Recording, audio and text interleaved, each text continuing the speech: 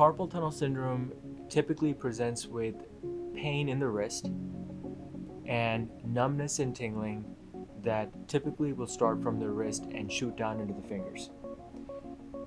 It usually involves the thumb, the index, middle finger, and anatomically it can also anatomically involve half of the ring finger. We also see patients present with numbness throughout their entire hand with carpal tunnel, so the entire hand can be involved or some of the fingers can be involved.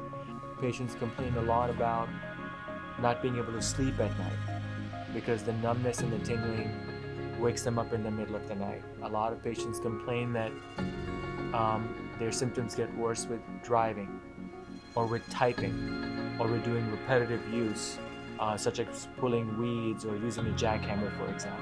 So patients can have varying symptoms depending on the severity of their condition. When we see someone, we diagnose them with carpal tunnel syndrome with clinical examination findings. We also get x-rays on these patients to make sure that they don't have arthritis or some other disease that might be masquerading as carpal tunnel. And then sometimes we also do nerve testing.